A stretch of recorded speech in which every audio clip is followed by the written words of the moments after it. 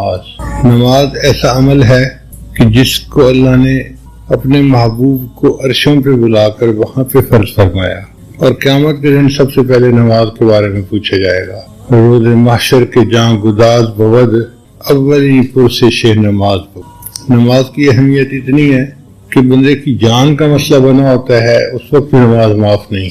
دشمن سے قتال ہو رہا ہے، جنگ ہو رہی ہے، نماز کا وقت ہو گیا، شریعت کہتی ہے آدھے بندے دشمن سے لڑیں، آدھے پیچھے ہٹ کے اپنی صلاۃ خوف ادا کریں، پھر پیچھے والے آ کے لڑیں اور دوسرے اپنی نماز ادا کریں۔ جب خون بہ رہا ہے، کشتوں کے پشتے لگ رہے ہیں، جانیں جا رہی ہیں، اس وقت بھی جس عمل میں معافی نہیں، اس عمل کی اللہ کے ہاں کتنی بڑی اہمیت ہو۔ پھر نماز کا حکم بچے کو بچپن میں دے دیا جاتا ہے۔ اللہ کی عجیب شان، بچہ پیدا ہوتا ہے تو ایک کان میں اذان اور دوسرے میں اقامت کہی جاتی ہے۔ علماء نے اس کے کئی مقاصد بتائے ہیں۔ ایک مقصد تو یہ کہ بچے کے ذہن میں اللہ کی بڑائی اور کبریائی شروع سے ہی ڈال دی، اللہ اکبر، اللہ تعالیٰ سب سے بڑے ہیں، اللہ کی عظمت کو بچے کے دماغ میں پہنچا دیا۔ اور دوسرا یہ فائدہ بھی ہے کہ بچے کو یہ سمجھا دیا جائے کہ تیری زندگی کی اذان بھی ہو گئی، اقامت بھی ہو گئی، اب جتنی دیر نماز پڑھنے میں ہوتی ہے اتنی دیر تیری زندگی ہے، جیسے ہی تو فوت ہوگا تیری نماز جنازہ قائم ہو جائے گی، لہذا دنیا میں تو مختصر وقت کے لیے آیا ہے، سنبھل کے زندگی گزارنا۔ اور تیسرا علماء نے یہ بھی اس کا معنی بتایا کہ اصل میں بچے کو حکم دینا ہی مقصد تھا، وہی وہ تو چھوٹا بچہ ہے، ناسمجھ ہے، بلے ناسمجھ سے ہی حکم تو دے دیا جاتا ہے۔ چھوٹا بچہ ہوتا ہے، ماں باپ کہتے ہیں جی ہم نے ڈاکٹر بنانا ہے، پائلٹ بنانا ہے، وہی پائلٹ اور ڈاکٹر تو بڑا ہو کے بنے گا، مگر ماں باپ ذہن میں ڈال دیتے ہیں۔ اللہ تعالیٰ نے یہی حکم دیا کہ میرے بندے کے ذہن میں یہ ڈال دو کہ تم نے اپنے وقت پہ بالغ ہونا ہے اور نماز تمہارے پر فرض ہوگی، لیکن بتا تمہیں ابھی ہے۔ چنانچہ حضرت عیسیٰ علیہ السلام نے یہی تو کہا تھا کہ والسلام علیہ یوم ولدت و یوم اموت و یوم ابعث حیا، اور فرمایا کہ وَأَوْصَانِي بِالصَّلَاةِ وَالزَّكَاةِ، اور مجھے حکم دیا گیا ہے نماز کا اور زکوٰۃ ادا کرنے۔ بچے ہیں نا، گود میں ہیں ماں کے، اس وقت سے یہ حکم شروع ہو جاتا ہے، تو بچے کو بتا دیا جاتا ہے کہ تمہیں اپنی زندگی میں ایک اہم عبادت کرنی ہے جس کو نماز کہتے ہیں، لہذا تمہیں بتا رہے ہیں کہ اس کے لیے مینٹلی پریپیئر ہو جاؤ۔ اللہ کے حبیب صلی اللہ علیہ وسلم جب معراج پر تشریف لے گئے تو کتابوں میں لکھا ہے کہ نبی علیہ السلام کو اللہ کے سامنے حاضری نصیب ہوئی، اور یہ قرب اتنا قرب تھا کعبہ قوسین او ادنا، جیسے ایک کمان کے دو سرے ہوتے ہیں کتنے قریب ہوتے ہیں، اتنا یا اس سے بھی تھوڑا، اتنا فاصلہ تھا۔ تو نبی علیہ السلام نے اللہ کی خدمت میں 3 الفاظ کہے، التحیات للہ والصلوات والطیبات۔ التحیات کہتے ہیں قولی عبادتیں، زبان سے جو ہم اللہ کی تعریفیں کرتے ہیں، اللہ کی حمد بیان کرتے ہیں، اس کو تحیات کہتے ہیں۔ صلوات کہتے ہیں بدنی عبادتیں جیسے نماز ہے، روزہ ہے۔ والطیبات، اور طیبات کہتے ہیں مالی عبادتوں۔ تو 3 عبادتیں ہیں۔ نبی علیہ السلام نے کہا کہ یہ تینوں عبادتیں اللہ ہی کے لیے ہیں۔ یہاں پر طالب علم کو ذہن میں سوال پیدا ہوتا ہے کہ شریعت نے کہا جہاں 2 بندے ملیں ایک دوسرے کو السلام علیکم، اور سلام کی اتنی اہمیت ہے کہ نبی علیہ السلام نے فرمایا افشوا السلام بینکم، تم آپس میں سلام کو پھیلاؤ، زیادہ سلام کیا کرو۔ تو نبی علیہ السلام نے سلام کیوں نہیں کیا؟ علماء نے جواب لکھا کہ ہم جو سلام کرتے ہیں تو ہم دوسرے کے لیے سلامتی مانگتے ہیں، پریشانیوں سے، مصیبتوں سے، بلاؤں سے اللہ آپ کو سلامت رکھے، بچا کے رکھے۔ اللہ تعالیٰ تو خود سلام ہے، ان کو کسی پریشانی سے نہیں بچنا، ان کو کسی سے حفاظت کی ضرورت نہیں، تو اللہ تعالیٰ کے سامنے السلام علیکم کہنا پاسبل نہیں تھا۔ چنانچہ نبی علیہ السلام نے اللہ تعالیٰ کی تعریفیں کی اور تعریفوں کا حق ادا کر دیا۔ اے اللہ، میری قولی باتیں، میری بدنی باتیں اور میری مالی باتیں ساری کی ساری صرف تیرے لیے۔ اب 3 الفاظ میں نبی علیہ السلام نے گفتگو کا آغاز کیا۔ اللہ نے 3 الفاظ میں ہی جواب دیا، السلام علیک ایھا النبی ورحمۃ اللہ وبرکاتہ۔ تو 3 کے جواب میں 3 لفظ اللہ نے ارشاد فرمائے۔ تو نبی علیہ السلام کو تو سلامتی کی ضرورت تھی، تو اللہ نے اس لیے فرمایا السلام علیک ایھا النبی ورحمۃ اللہ وبرکاتہ۔ اب جب نبی علیہ السلام پر اللہ نے اپنی سلامتی، اپنی برکت، اپنی رحمت کے کرنے کا اظہار فرما دیا، تو بعض حدیث میں آتا ہے کہ فرشتوں نے کہا، اور بعض حدیث میں آتا ہے کہ نبی السلام نے اپنی امت کو یاد کیا اور یہ کہا کہ السلام علینا وعلی عباد اللہ الصالحین، تاکہ میری امت میں جو آنے والے نیک لوگ ہیں وہ بھی اس سلامتی میں اور برکت میں اور رحمت میں شریک ہو جائیں۔ چنانچہ یہ معراج کے وقت کی گفتگو تھی جس کو اللہ نے التحیات کے اندر پڑھنے کا حکم فرما دیا، اور اللہ نے نبی علیہ السلام پر 50 نمازیں امت کے لیے فرض فرما دی۔ نبی علیہ السلام بڑے خوش، بڑا ہدیہ مل گیا، بڑا تحفہ مل گیا۔ جیسے کسی محبوب سے کوئی بڑی انتہائی قیمتی چیز مل جاتی ہے تو محب مزے میں ہوتا ہے کہ مجھے محبوب نے کیا دے دیا۔ نبی علیہ السلام کی یہ کیفیت۔ چنانچہ نبی علیہ السلام معراج کے بعد نیچے آسمانوں پہ تشریف لائے۔ ایک آسمان پر حضرت موسیٰ علیہ السلام راستے میں بیٹھے انتظار کر رہے تھے۔ سوال یہ پیدا ہوتا ہے کہ 1,24,000 پیغمبروں کو نبی علیہ السلام نے بیت المقدس میں نماز پڑھائی تھی معراج پہ جانے سے پہلے، تو پھر ان میں سے حضرت موسیٰ علیہ السلام کیوں راستے میں آ کے بیٹھے؟ حضرت آدم علیہ السلام بیٹھ جاتے، ابراہیم علیہ السلام بیٹھ جاتے، اور بھی بڑے انبیاء تھے، اولو العزم رسول تھے۔ حضرت موسیٰ علیہ السلام کی تخصیص کیا ہے؟ علماء نے جواب دیا کہ یہ محبت کا معاملہ ہے۔ حضرت موسیٰ علیہ السلام اللہ کے کلیم تھے، وَكَلَّمَ اللَّهُ مُوسَىٰ تَكْلِيمًا، اللہ نے ان سے طور پر ہم کلامی فرمائی تھی۔ اور یہ جو ہم کلامی ہوتی ہے نا، یہ بندے کو مجبور کرتی ہے کہ محبوب کا دیدار کرے، ملاقات کرے۔ چنانچہ موسیٰ علیہ السلام جانتے تھے کہ اللہ تعالیٰ بہت بڑے ہیں اور یہ دیدار شاید دنیا میں پاسبل نہ ہو، مگر محبت میں ڈوبے ہوئے تھے، کہہ بیٹھے رب ارنی انظر الیک، اللہ میں آپ کو دیکھنا چاہتا ہوں۔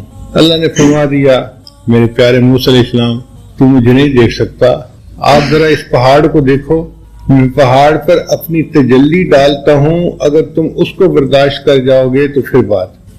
جب اللہ نے پہاڑ پر تجلی ڈالی تو پہاڑ ریزہ ریزہ ہو گیا اور موسیٰ علیہ السلام بے ہوش ہو کے گر گئے۔ تو موسیٰ علیہ السلام اللہ کا دیدار نہیں کر سکے۔ اب ان کی حسرت تو پوری نہ ہوئی نا۔ آج موسیٰ علیہ السلام کو پتہ چلا کہ اللہ نے اپنے محبوب صلی اللہ علیہ وسلم کو اپنے دیدار کے لیے عرشوں پر بلایا ہے، تو موسیٰ علیہ السلام کے دل میں ایک خواہش نے جنم لیا، اللہ میں تو دیدار نہ کر سکا کیونکہ دنیا میں پاسبل نہیں ہے، آپ نے اپنے محبوب کو عرشوں پر بلایا ہے، میں راستے میں بیٹھ جاتا ہوں، جو آپ کا دیدار کر کے واپس آئیں گے میں ان کا ہی دیدار کر لوں گا، میں نہیں مل سکا تو کوئی بات نہیں، آپ کے محبوب تو آپ کا دیدار کریں گے نا، جو آپ کے دیدار سے مشرف ہوں گے اللہ میں ان کا دیدار کروں گا۔ اللہ اکبر کبیرہ۔ اسی حضرت موسیٰ علیہ السلام راستے میں انتظار میں تھے، نبی علیہ السلام سے ملاقات ہوئی، عرض کیا اے اللہ کے حبیب صلی اللہ علیہ وسلم آپ کو کیا ہدیہ ملا؟ نبی علیہ السلام نے بہت خوشی خوشی بتایا کہ اللہ نے میری امت پر 50 نمازیں فرض کروائی۔ حضرت موسیٰ علیہ السلام نے عرض کیا اے اللہ کے حبیب صلی اللہ علیہ وسلم میری امت پر 2 نمازیں فرض تھی اور ان کے لیے 2 نمازوں کا پڑھنا بھی مشکل تھا، 50 تو بہت زیادہ ہیں، آپ اللہ کے حضور پھر تشریف لے جائیے اور تھوڑا ڈسکاؤنٹ مانگ لیجئے، کچھ کمی ہو جائے۔ تو نبی علیہ السلام پھر آسمانوں پر گئے، اللہ کے حضور عرض کیا، اللہ نے 5 نمازیں کم کر دی، 45 ہو گئیں، پھر دوبارہ گئے، پھر سبارہ گئے، جاتے رہے، 5 نمازیں کم ہوتی رہیں تو 9 دفعہ اوپر نیچے گئے، 45 نمازیں معاف، 5 نمازیں رہ گئیں۔ اللہ نے فرما دیا میرے محبوب آپ کی امت 5 نمازیں پڑھے گی، ہم ان کے نام اعمال میں 50 کا ثواب لکھیں گے، من جاء بالحسنۃ فلہ 10 امثالھا، ہم 10 گنا اجر دیں گے اس کو۔ اب یہاں طالب علم کے ذہن میں ایک سوال پیدا ہوتا ہے کہ کیا حضرت موسیٰ علیہ السلام ہمارے آقا صلی اللہ علیہ وسلم سے زیادہ نبی تھے کہ نبی علیہ السلام کو 50 نمازیں زیادہ محسوس نہیں ہوئی؟ اور موسیٰ علیہ السلام نے نشاندہی کی تو نبی علیہ السلام نے جا کے اس میں تخفیف مانگی، تو علماء نے جواب دیا ہے کہ ہمارے آقا صلی اللہ علیہ وسلم موسیٰ علیہ السلام سے زیادہ ذہین تھے، مگر فرق یہ تھا کہ اللہ کے حبیب صلی اللہ علیہ وسلم اس وقت اللہ کی تجلی کا مشاہدہ کر چکے تھے، اور جب محبوب کا جمال بندہ دیکھتا ہے تو پھر اس کا دماغ جو ہوتا ہے وہ پھر کام نہیں کرتا، وہ محبت کے نشے میں ہوتا ہے۔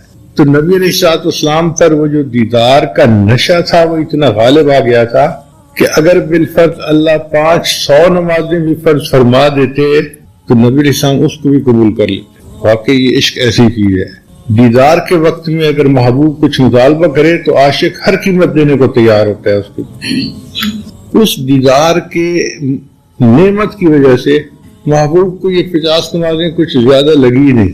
آپ تشریف لے آئے، پھر موسیٰ علیہ السلام کے بتانے پر 5 نمازیں کم ہوئی، 5 نمازیں کم ہوئی، تو طالب علم کے ذہن میں خیال آتا ہے یہ بھی کیا مسئلہ ہے بھائی، اگر اللہ نے 50 کو 5 بنانی تھی تو ایک ہی دفعہ میں کہہ دیتے، اچھا بھائی میں 45 معاف کرتا ہوں، 5 پڑھ لینا، 50 کا ثواب ملے گا۔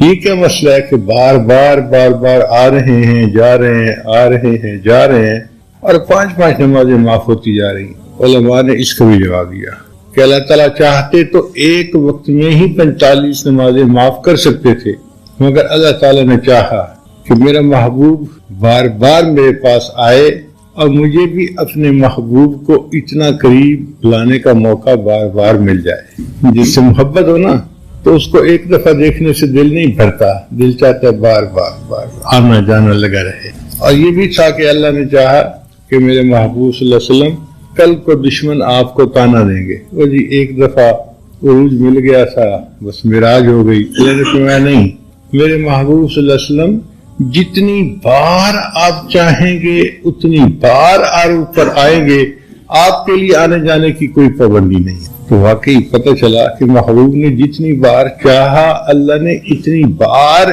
معراج عطا فرمایا، عروج عطا فرمایا۔ اس لیے بار بار آنے جانے میں بھی حکمت تھی۔ اب 5 نمازیں رہ گئیں تو یار لوگ کہتے ہیں جی ایک دفعہ اور چلے جاتے تو مسئلہ حل ہو جاتا، کوئی مسئلہ حل نہ ہوتا۔ یہ جو 5 رہ گئیں یہ اللہ کی نعمت، اس کی قدر اس دلہا سے پوچھو کہ جس کا پسند کی جگہ پہ نکاح ہو گیا۔ اگر کوئی بچہ اس کو کہے کہ یہ تم نکاح کے لیے کیوں گئے، وہ جواب دے گا اگر میرا نکاح نہ ہوتا تو میں محبوب کا جلوہ کیسے دیکھتا، مجھے ملاقات وصل کیسے نصیب ہوتی۔ امام ربانی مجدد ثانی رحمۃ اللہ نے اس نقطے کو اپنے مکتوبات میں کھولا ہے۔ وہ فرماتے ہیں کہ کوئی عمل مومن کا ایسا نہیں جو بندے کو اللہ کا دیدار کروا سکے، صرف نماز ایسا عمل۔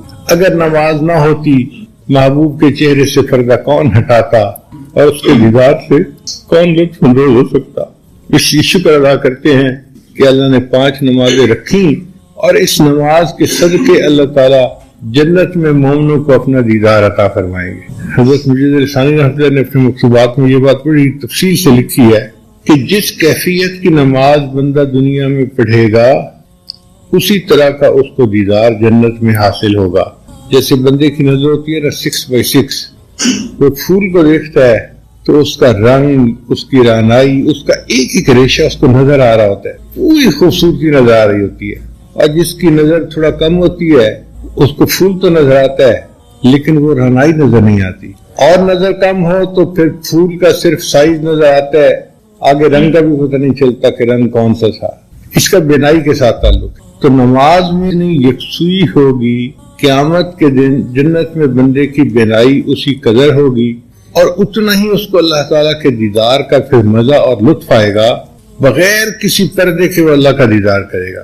دنیا میں جتنے خیالات اس کو نماز میں آتے ہوں گے جنت میں دیدار تو ہوگا، مگر اتنا ہی اللہ تعالیٰ کے چہرہ انور کے اوپر تجلیات آ جائیں گی، پردے آ جائیں گے، نورانی پردے آ جائیں گے، جیسے 70,000 پردوں میں اللہ نے تجلی فرمائی تھی۔ تو دلہن کو بغیر گھونگھٹ کے دیکھنا الگ نعمت ہے، گھونگھٹ کے باہر سے دیکھنا الگ نعمت۔ اس لیے مومن کی یہ تمنا ہوتی ہے کہ ہمیں جنت میں اللہ کا دیدار بغیر کسی پردے کے نصیب ہو، ہم اللہ کے جمال کو براہ راست دیکھیں۔ جو ایسا چاہتا ہے اسے دنیا میں وساوس کے بغیر نماز پڑھنی پڑے گی۔ اس لیے نماز کو یکسوئی کے ساتھ پڑھنے کا حکم ہے کہ دنیا کا کوئی خیال اس کے ذہن میں نہ آئے۔ نبی اسلام نے ارشاد فرمایا ان تعبد اللہ کأنک تراہ، تم دنیا میں اللہ کی عبادت ایسے کرو جیسے اللہ کو دیکھتے ہو، یہ مشاہدہ ہے۔ فإن لم تکن تراہ فإنہ یراک، اور اگر تمہیں یہ کیفیت حاصل نہیں تو کم از کم اس طرح عبادت کرو کہ اللہ تمہیں دیکھ رہا ہے، محبوب تمہیں دیکھ رہا ہے اور تم یہ عمل کر رہے ہو تاکہ تمہیں یکسوئی نصیب ہو جائے۔ تو بہرحال نماز کو اس طرح سے ادا کرنے کا ہمیں حکم ہے۔ اب ایک سوال طالب علم کے ذہن میں پیدا ہوتا ہے کہ 5 نمازیں کیوں فرض ہوئی؟ علماء نے اس کے مختلف جوابات دیے ہیں۔ پہلا جواب تو علماء نے یہ دیا ہے کہ ہر انسان کو اللہ نے حواس خمسہ عطا فرمائے ہیں، 5 حصے جن کی مدد سے ہم زندگی گزارتے ہیں، دیکھنا، بولنا، سننا، چکھنا، سونگنا اور چھونا۔ یہ طالب علم پرائمری اسکول کے جو ہوتے ہیں ان کو پڑھائی جاتی ہے کہ یہ 5 حواس ہر بندے کو اللہ نے عطا کیے ہیں۔ تو اللہ نے چونکہ 5 بنیادی حواس عطا فرمائے، ان کے شکریہ کے طور پہ اللہ نے 5 نمازیں بھی ادا فرمائیں۔ جو 5 نمازیں پڑھے گا وہ اپنے دیے ہوئے جو حواس کی نعمت ہے ان کا شکر اللہ کے سامنے ادا کرنے والا بن جائے گا۔ بعض علماء نے جواب دیا کہ 5 ضرورتیں بنیادی ہوتی ہیں: روٹی یعنی کھانا، کپڑا، مکان، بیوی اور سواری۔ اور جس بندے کو یہ 5 نعمتیں حاصل ہونا وہ بادشاہ ہوتا ہے۔ چنانچہ قرآن مجید میں اللہ تعالیٰ نے بنی اسرائیل والوں کو حکم دیا وَجَعَلَكُمْ أَنْبِيَاءَ وَجَعَلَكُمْ مُلُوكًا، اے بنی اسرائیل والو، ہم نے تمہارے اندر انبیاء کو بھی بھیجا اور تمہیں بادشاہ بنایا۔ تو ملوکہ کی تفسیر میں مفسرین نے لکھا ہے کہ جس بندے کے پاس 5 نعمتیں ہوں وہ بادشاہ ہوتا ہے: کھانا پینا، لباس، مکان، بیوی اور سواری۔ یہ 5 نعمتیں پانے والا بندہ بادشاہ جیسی زندگی گزارتا ہے۔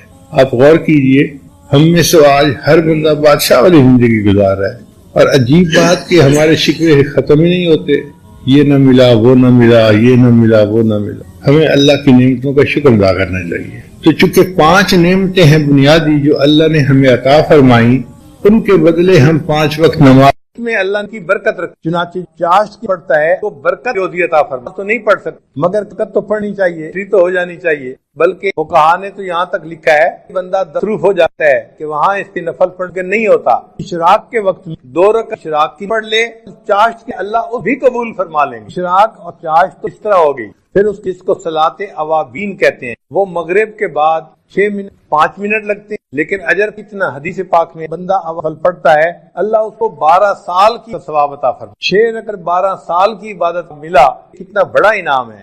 جو الفاظ ہیں وہ تہجد اٹھتے ہیں اور عشاء کے 4 رکعت 1 پارہ پڑھ لیں قرآن پاک کی، اور رات کی کو تہجد، تو گویا 5 فرض اور 4 نمازیں، اشراق، چاشت، 3 تہجد۔ تو جیسے عام لوگ 5 فرض نمازوں کا اہتمام کر جو صالح ہوتے ہیں وہ 9 نمازوں کا ایسے ان کے لیے یہ 4 نماز محبت کی بنا فرض کی مانند ہے، نفل نمازیں، لیکن محبت کے میدان میں اس کو ادا کر۔ پھر اس کے بعد بھی تو تحیت نفل پڑھنے، مسجد میں داخل پڑھنا، تو ان نماز بھی پڑھنا چاہیے۔ جب موضوع پڑھیے مسجد پڑھ لیجیے۔ پھر اگر انسان سے غلطی ہو گئی تو توبہ کے یہ بھی حدیث۔ پھر اگر عطا فرما دی تو 2 رکعت قرآن نے، یہ بھی حدیث پاک سے۔ ان نماز نہ آپ پڑھیں، ان کا اجر فرض کل ہو جائیں گے، اور قیامت میں اللہ تعالیٰ ہم کی رفاقت عطا فرمائیں گے اور اونچا مرتبہ عطا فرمائیں گے۔ یہ ہے تو چھوڑا نہ، کیوں؟ ہم نے جگہ کا کیا ہوا ہمارا سجدہ ہمارے پسند آ جائے، تو یہ سوچیں کہ ہو سکتا ہے یہ جو نفل میں پڑھ رہا ہوں میرا یہ سجدہ میرے پسند آ جائے۔ علامہ اقبال نے کہا ہے پہلے پا جاتی ہے تو سارے بندوں نے دوسروں کے دل توبہ کے نفل بھی پڑھ رہا ہے، شراب بھی پی رہا ہے، توبہ کے نفل بھی پڑھ رہا ہے، مگر یہ چیز زیادہ وقت چل نہ سکی۔ کچھ ہی عرصے کے بعد اللہ نے بالآخر اس کو توبہ کی توفیق عطا فرما دی۔ ہمارے پاس کئی نوجوان آئے، حضرت ایک لڑکی کے ساتھ ایسا تعلق بن گیا ہے کہ میں اس کے بغیر نہیں رہ سکتا، اور شرعی تعلق بھی نہیں، غلط تعلق ہے۔ بھائی نفل پڑھو۔ حضرت نے نفل تو پڑھوں گا، تعلق نہیں چھوڑتا۔ ہم نے کہا بھائی ہم نے تعلق چھوڑنے والی تو بات ہی نہیں کی، ہم نے تو سننے کے بعد کہ آپ اس تعلق میں گرفتار ہیں، آپ ایک دوائی دی ہے، بس آپ اس کو استعمال کریں، پھر اس کی جو تاثیر ہوگی وہ آنکھوں سے دیکھنا۔ الحمدللہ کہ چند ہی دنوں میں یہ 2 رکعت صلاۃ التوبہ جو بندہ پڑھ لیتا ہے، اللہ اس کی برکت سے دل کی دنیا کو بدل کر۔ تو جو نوجوان یہ سوچے کہ میں گناہ کرتا ہوں چھوڑ نہیں سکتا، تو بھائی وہ یہ سوچے کہ میں نہیں چھوڑ سکتا، میرے پروردگار تو مجھ سے چھڑوا سکتا ہے نا۔ تو اگر اللہ تعالی ہم سے چھڑوا سکتے ہیں تو ہم 2 رکعت نفل تو شروع کر دینا، پھر اس 2 رکعت کی برکت دیکھنا، مانگے اللہ سے۔ بھلے شروع میں لگے کہ میں دکھاوا کر رہا ہوں، ریاکاری کر رہا ہوں، چھوڑنے کا تو اندر ارادہ نہیں، اور پیر صاحب کو خوش کرنے کے لیے میں نے ہاں کر دیا تھا، بالکل فکر نہ کریں، کرنا شروع کر دیں۔ نماز نماز ہے، ان الصلاۃ تنہا عن الفحشاء والمنکر، قرآن مجید کی مہر لگی ہوئی ہے اس کے، آپ عمل کر کے تو دیکھیں اس کو، تو اللہ رب العزت بالآخر بندے کے دل میں گناہوں سے نفرت ڈال دے، اور جب اللہ تعالیٰ کی مہربانی ہو جاتی ہے پھر اللہ تعالیٰ گناہوں کو بھی نیکیوں میں تبدیل فرما دیتے ہیں۔ وہ چشم محبت تو جو آئے اور ان لوگوں کو قرار واقعی سزا دیتے، مگر اللہ کے حبیب صلی اللہ علیہ وسلم نے عفو درگزر سے کام لیا اور کہا کہ آپ لوگوں نے جو میرے ساتھ کیا میں آپ لوگوں کے ساتھ وہ نہیں کروں گا۔ فرمایا کہ جو یوسف علیہ السلام نے اپنے بھائیوں کو کہا تھا کہ لا تثریب علیکم اليوم، جاؤ تمہارے اوپر کوئی قصور نہیں، میں نے تم سب کو معاف کر دیا، تو نبی اسلام نے فرمایا میں بھی اپنے بھائی یوسف علیہ السلام کی طرح آج یہی کہتا ہوں کہ جاؤ تم پر کوئی قصور نہیں، میں نے آج تم سب کے قصوروں کو معاف فرما دیا۔ تو آپ صلی اللہ علیہ وسلم دشمنوں کے لیے بھی رحمت بن گئے۔ چنانچہ فتح مکہ کے دن اللہ کے پیارے حبیب صلی اللہ علیہ وسلم بیت اللہ کے اندر جانا چاہتے تھے، تو بیت اللہ کی چابی تھی عثمان بن طلحہ، ایک شخص تھے ان کے پاس۔ نبی علیہ السلام نے ان کو بلایا، فرمایا عثمان مجھے بیت اللہ کی چابی چاہیے، تو اس نے چابی دے دی۔ نبی علیہ السلام بیت اللہ کا دروازہ کھل کر اندر تشریف لے گئے۔ نبی علیہ السلام نے 2 رکعت نفل ادا کیے، پھر دعا مانگی۔ آپ صلی اللہ علیہ وسلم کے ساتھ باقی صحابہ بھی تھے، ابو بکر، عمر، عثمان و علی سب ساتھ تھے، حضرت عباس لانا بھی ساتھ تھے۔ جب باہر نکلے تو سب صحابہ کی ایکسپیکٹیشن یہ تھی کہ اب تو کنجی نبی علیہ السلام کے ہاتھوں میں آ گئی، اب اللہ کے حبیب صلی اللہ علیہ وسلم یہ کنجی ہم میں سے ہی کسی خادم کے حوالے فرمائیں گے۔ لیکن نبی علیہ السلام جب باہر تشریف لائے تو آپ صلی اللہ علیہ وسلم نے عثمان بن طلحہ کو بلا کر کہا عثمان تمہیں یاد ہے ہجرت کے وقت جب میں مکہ مکرمہ چھوڑ کے جا رہا تھا تو میرا دل بہت غم زدہ تھا، میرا دل چاہتا تھا میں بیت اللہ کے اندر جاؤں اور اللہ سے دعا کروں، عبادت کروں، اور میں نے تم سے اس وقت کہا تھا کہ بیت اللہ کا دروازہ کھول دو، مجھے اندر جانا ہے۔ عثمان تم نے انکار کر دیا تھا، اور میں نے کہا تھا کہ عثمان جس جگہ پر آج تم کھڑے ہو ایک وقت آئے گا اس جگہ پر میں کھڑا ہوں گا، اور جہاں میں کھڑا ہوں اس جگہ پر تم کھڑے ہوگے۔ عثمان تم نے دیکھا اللہ نے میرے ساتھ جو وعدہ کیا تھا وہ سچا ثابت کر دیا، آج چابی میرے ہاتھوں میں ہے، تم خالی ہاتھ کھڑے ہو، مگر عثمان میں تمہارے ساتھ وہ نہیں کروں گا جو تم نے میرے ساتھ کیا تھا، میں یہ چابی تمہارے ہی ہاتھوں میں دیتا ہوں، قیامت تک یہ تمہاری ہی نسلوں میں باقی رہے گی۔ آپ سوچئے اللہ کے حبیب صلی اللہ علیہ وسلم کیسے یعنی رحمت تھے، ہر کسی کے لیے آپ کا وجود مسعود رحمت تھا۔ آپ صلی اللہ علیہ وسلم جنوں کے لیے بھی رحمت بن گئے، چنانچہ جنوں نے بھی نبی علیہ السلام کی خدمت میں حاضر ہو کر کلمہ پڑھا۔ اس کا تذکرہ قرآن مجید میں بھی ہے کہ جن آئے اور کہنے لگے انصتو انا سمعنا منادیا ینادی للایمان ان آمنوا بربکم فآمنا۔ نبی علیہ السلام نے فرمایا کہ جو ہڈیاں وغیرہ پڑی ہوتی ہیں تم ان کے ساتھ نجاست مت لگایا کرو، اس لیے کہ یہ جنوں کی خوراک ہوتی ہے۔ تو دیکھو کہ آپ صلی اللہ علیہ وسلم کی تعلیمات سے جنوں کو بھی فائدہ پہنچ رہا ہے، یعنی دوسرے لفظوں میں نبی علیہ السلام کی رحمت للعالمین سے ان کو بھی حصہ مل رہا ہے۔ جانوروں کے لیے رحمت بن گئے۔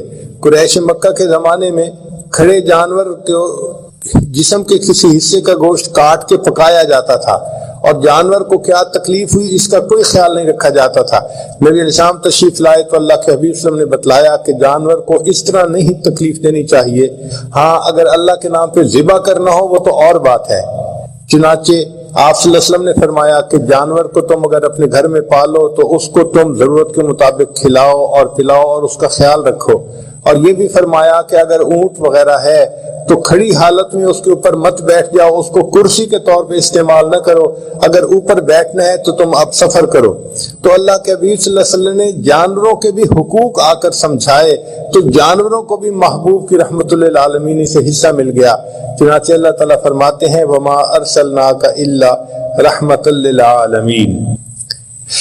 نباتات کو بھی حصہ ملا۔ نبی اسلام نے فرمایا کہ بلا وجہ کسی درخت کے پتے کاٹنا یا شاخ کاٹنا یہ اچھا نہیں، اور یہ بھی فرمایا کہ بھئی اگر تم درخت لگا سکتے ہو تو تمہیں اس درخت کے لگانے کے بدلے اللہ تعالیٰ کی طرف سے اجر اور ثواب ملے گا۔ تو دیکھیے کہ درختوں کو لگانے کا حکم دیا اور کاٹنے سے منع فرمایا، بلا ضرورت جو کاٹ دیا جاتا ہے۔ تو گویا درختوں کو بھی نبی الاسلام کی تعلیمات سے پروٹیکشن مل گئی، یعنی ان کو بھی نبی الاسلام کی رحمت للعالمین سے حصہ ملا۔ فرمایا وما ارسلناک الا رحمت للعالمین۔ اگر ہم انسانوں کو دیکھیں تو معاشرے کے ہر فرد کو نبی علیہ السلام کی رحمت للعالمین سے حصہ ملا. فرض کرو گھر کے اندر ماں کا ایک درجہ ہوتا ہے تو نبی علیہ السلام نے فرمایا کہ الجنت تحت اقدام امہاتکم، جنت تمہارے لیے ماں کے قدموں کے نیچے ہے. ماں کی یہ عظمت نبی علیہ السلام نے آ کر بتائی. اس سے پہلے دنیا عظمت نہیں جانتی تھی، بلکہ زمانہ جاہلیت میں کفار کا تو یہ حال تھا کہ باپ فوت ہوتا تھا تو ماں باقی مال کی وراثت کی طرح بچوں میں تقسیم ہوتی تھی، تو بچے اپنی ماں سے خود نکاح کر لیا کرتے تھے. آپ ذرا غور کیجئے کہ اس وقت ماں کا کیا حال تھا. نبی علیہ السلام نے آ کر ماں کی شان کتنی سمجھائی اور بتائی کہ بھئی تم اس کی خدمت کرو گے تو تمہیں اپنے اللہ رب العزت کی رضا نصیب ہوگی. تو ماں کو بھی نبی علیہ السلام کی رحمت للعالمین سے حصہ ملا، پھر والد کو بھی حصہ ملا. اس لیے نبی علیہ السلام نے فرمایا جس شخص نے اپنے والد کے چہرے پر محبت کی ایک نظر ڈالی، اس کے بدلے اللہ تعالیٰ اس کو ایک حج یا ایک عمرے کا ثواب عطا فرمائیں گے. دنیا باپ کا مقام نہیں جانتی تھی، یہ مقام کس نے آ کر دنیا کو بتایا؟ اللہ کے محبوب صلی اللہ علیہ وسلم نے بتایا. چنانچہ فرمایا کہ تمہارے والد کی رضا میں تمہاری رضا اللہ کی رضا ہے، اور والد کی ناراضگی میں تمہارے رب کی ناراضگی ہے. پھر اللہ کے حبیب صلی اللہ علیہ وسلم کی رحمت للعالمین سے گھر کے باقی افراد کو بھی حصہ ملا. مثال کے طور پر اولاد کو بھی حصہ ملا. نبی علیہ السلام نے فرمایا کہ جب باپ اپنے بچے کو محبت سے بوسہ دیتا ہے تو ریح الولد میں ریح الجنہ، یہ جو بچے کی مہک وہ سونگتا ہے، اللہ تعالیٰ اس کے بدلے اس کو جنت کی مہک سونگنے کی توفیق عطا فرمائیں گے. تو اولاد کو بھی نبی علیہ السلام کی رحمت للعالمین سے حصہ مل رہا ہے. بیٹی کو بھی حصہ ملا، بیٹے کو بھی حصہ ملا. چنانچہ نبی علیہ السلام کی خدمت میں ایک صحابی حاضر ہوئے. انہوں نے ایک چھوٹی سی بچی کو اٹھایا ہوا تھا، اس کو پیار کر رہے تھے مگر آنکھوں میں آنسو تھے. نبی علیہ السلام نے پوچھا کہ کیا معاملہ ہے کہ تم اس بچی کو پیار بھی کر رہے ہو اور تم رو بھی رہے ہو؟ اے اللہ کے حبیب صلی اللہ علیہ وسلم، زمانہ جاہلیت میں نے بہت بڑا گناہ کر لیا کہ مجھے گھر میں بیٹی کا پیدا ہونا بہت ناپسند تھا. میں نے اپنی بیوی کو کہا ہوا تھا کہ اگر میرے ہاں بیٹی پیدا ہوئی تو میں اس کو زندہ دفن کر دوں گا. میں تجارتی سفر پہ چلا گیا تھا، واپسی پہ میرے پیچھے میرے ہاں جو ہے وہ بیٹی کی ولادت ہوئی، مگر میری بیوی نے میری بیٹی کو اپنی بہن کے ہاں بھجوا دیا. جب میں واپس آیا تو مجھے اس نے کہا کہ میرے ہاں بیٹی ہوئی تھی اور میں نے اس بیٹی کو نمٹا دیا. تو میں مطمئن ہو گیا کہ چلو بچی کو میں نے دیکھا بھی نہیں. وہ بیٹی جو تھی میری بیوی کے بہن کے گھر یعنی سالی کے گھر پلتی رہی، حتیٰ کہ تھوڑی بڑی ہو گئی تو وہ ماں اس کو لے کے آتی ہمارے گھر میں، تو میں اس کو اپنی بیوی کی بہن کی بیٹی ہی سمجھتا. وہ بچی ذرا بڑی ہوئی، میرے ساتھ معانست کرتی، محبت کا اظہار کرتی، مجھے بھی اچھی لگتی، کبھی میری گود میں آ جاتی، میں اسے اٹھا لیتا، میں اسے پیار کرتا، حتیٰ کہ وہ بچی چلنے کے قابل ہو گئی تو مجھے اس بچی کے ساتھ ایک محبت کا تعلق بن گیا. میں اس کو مس بھی کرتا اور کئی مرتبہ پوچھتا کہ میں نے اس کو نہیں دیکھا، وہ کہاں ہے. جب میری بیوی کو یقین ہو گیا کہ اب ان کو اس بچی کے ساتھ محبت ہو گئی، ایک دن اس نے یہ ڈسکلوز کیا کہ بھئی یہ تو ہماری بیٹی ہے، میں نے اپنی بہن کے گھر بھیج دیا تھا کہ آپ اس کو دفن نہ کر سکیں. وہ کہتے ہیں کہ میں نے یہ سنا اور میرے دل کے اندر اس وقت سے نہ ایک بغض بیٹھ گیا کہ میں نے اس لڑکی کو زمین میں دفن کرنا ہے. چنانچہ ایک دن میں اس کو بازار لے کے جاتا تھا، وہ میرے ساتھ کھیلتی تھی، باتیں کرتی تھی، محبت کا اظہار کرتی تھی. میں ایک دن اس کو لے کے جنگل میں گیا اور میں نے اپنے ساتھ کسی بھی لے لی، تو کسی لے کر میں زمین کھودنے لگا. میں اس بچی کے لیے گڑھا کھود رہا تھا اور وہ مٹی میرے کپڑوں پر پڑ رہی تھی، تو بچی میرے قریب آئی اور کہنے لگی کہ ابو آپ کے کپڑوں پر مٹی لگ رہی ہے. میں نے اس کی ان معصومانہ باتوں کا بھی کوئی لحاظ نہ کیا اور میرے اوپر ایسی حیوانیت چھائی ہوئی تھی کہ میں نے گڑھا کھودا اور بالآخر اس بچی کو دھکا دیا اور اس کے اوپر مٹی ڈالنی شروع کر دی. وہ بچی رونے لگی، میری آنکھوں میں مٹی جا رہی ہے، سر میں مٹی جا رہی ہے، آپ ایسا کیوں کر رہے ہیں؟ میں نے اس کی کوئی بات نہیں سنی، مٹی ڈالتا رہا حتیٰ کہ اس کی آواز آنی بند ہو گئی. میں نے اس بچی کو اپنے ہاتھوں سے زمین میں دفن کر دیا. اے اللہ کے حبیب صلی اللہ علیہ وسلم، ایک میری زندگی کا وہ رخ تھا اور ایک رخ یہ ہے کہ آپ صلی اللہ علیہ وسلم تشریف لائے اور آپ نے بچوں سے پیار کرنا سکھایا.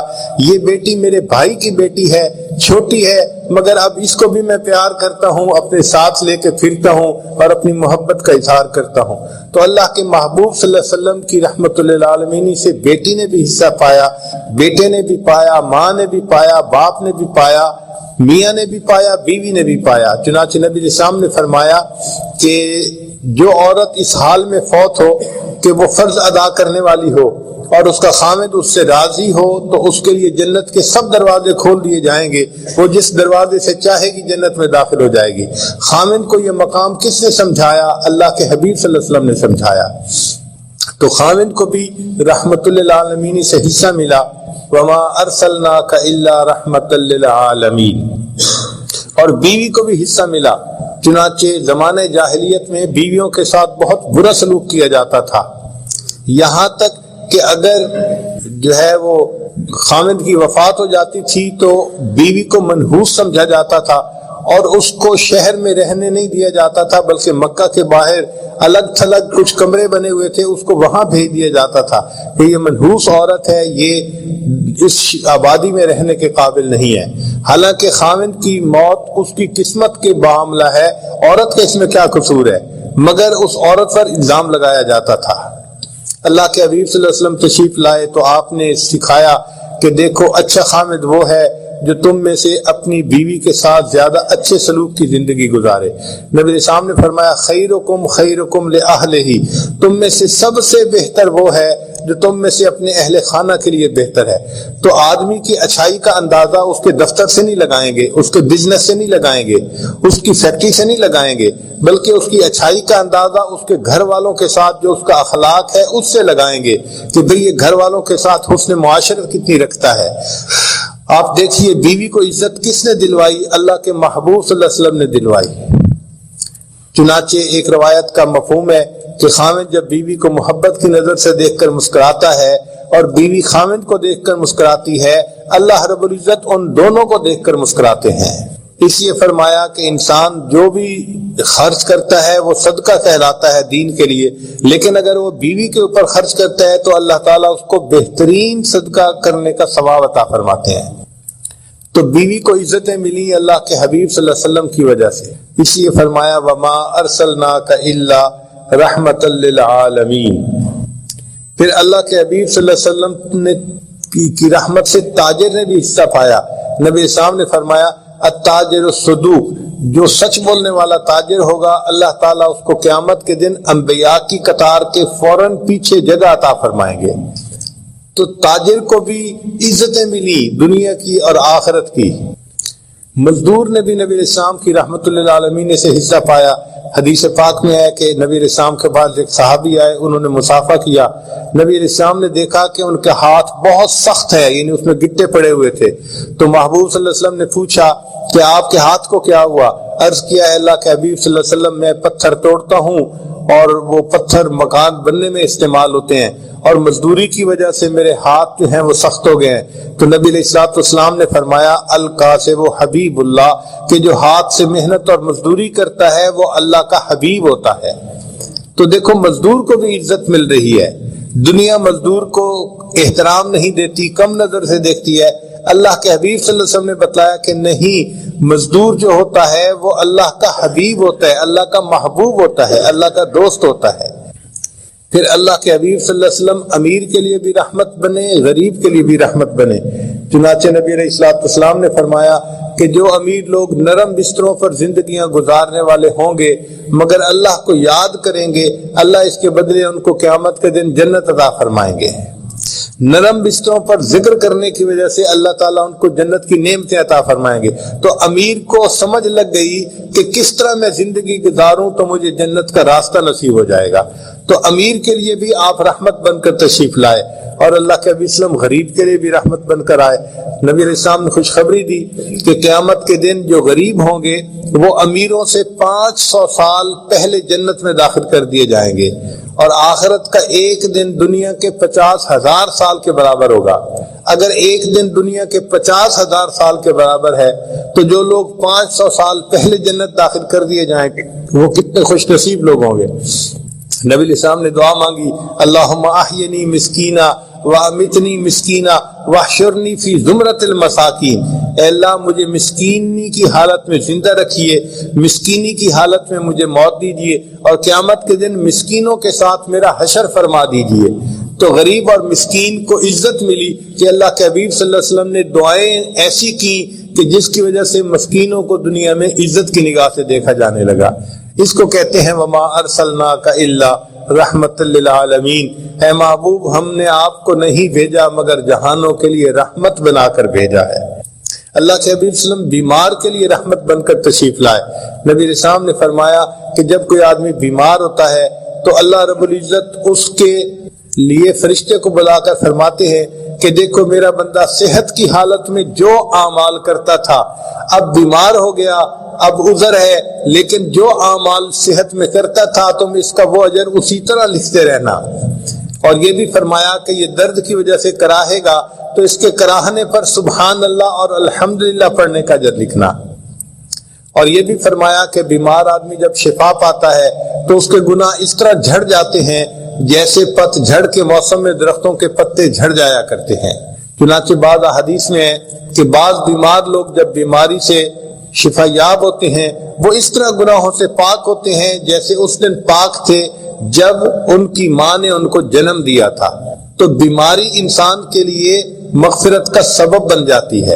یہ تعلیمات کس نے دی؟ اللہ کے حبیب صلی اللہ علیہ وسلم نے دی، یعنی بیمار کو بھی اللہ کے محبوب صلی اللہ علیہ وسلم کی رحمت للعالمین سے حصہ ملا۔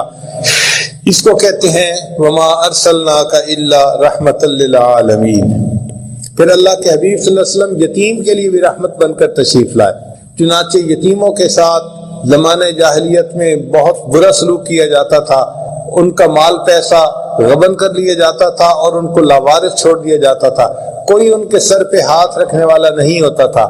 اللہ کے حبیب صلی اللہ علیہ وسلم نے تعلیمات دی اور فرمایا کہ جو یتیم کی کفالت کرے گا اس کے سر پر شفقت کا ہاتھ رکھے گا، ہاتھ کے نیچے جتنے بال ہوں گے اتنے بالوں کے برابر نیکیاں اس کے نام اعمال میں لکھی جائیں گی۔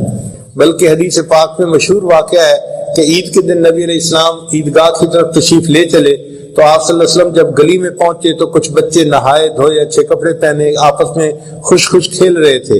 آپ صلی اللہ علیہ وسلم نے سلام فرمایا اور آگے تشریف لے گئے۔ ذرا آگے گئے تو ایک بچے کو دیکھا جو بہت ہی غمزدہ اکیلا بیٹھا ہوا تھا، تو محبوب صلی اللہ علیہ وسلم کھڑے ہو گئے، پوچھا کہ تم اکیلے کیوں ہو، دوسروں کے ساتھ کھیلتے کیوں نہیں؟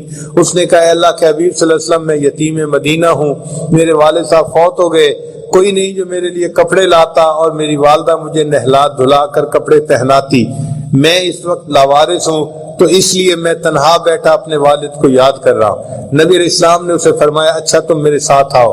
وہ بچہ ساتھ چلا۔ اللہ کے حبیب صلی اللہ علیہ وسلم عیدگاہ جانے کے بجائے واپس اپنے گھر تشریف لے آئے اور عائشہ صدیقہ رضی اللہ عنہا سے فرمایا کہ حمیرہ اس بچے کو نہلا دو۔ چنانچہ بچے کو جب نہلایا گیا تو وہ بچہ حضرت حسن رضی اللہ عنہ کے ہم عمر تھا، تو نبی علیہ السلام نے فاطمہ الزہرا رضی اللہ عنہا کو پیغام بھجوایا کہ حسن کے اگر اچھے دھلے کپڑے ہوں تو بھجوا دیجیے۔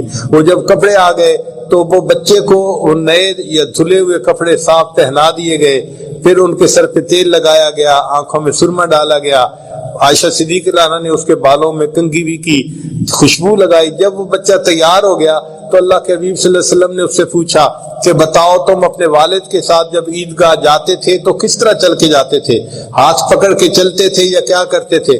اس نے کہا اے اللہ کے حبیب صلی اللہ علیہ وسلم میں اپنے والد کے کندھوں پر بیٹھ کر جایا کرتا تھا۔ نبی علیہ السلام زمین پر بیٹھ گئے اور اس بچے کو فرمایا کہ آؤ تم میرے کندھے پر بیٹھ جاؤ۔ سبحان اللہ، یہ ہے رحمت للعالمین۔ وہ بچہ کندھے پر بیٹھ گیا، نبی علیہ السلام اس کو اٹھا کر پھر واپس جو ہے گلی میں تشریف لائے۔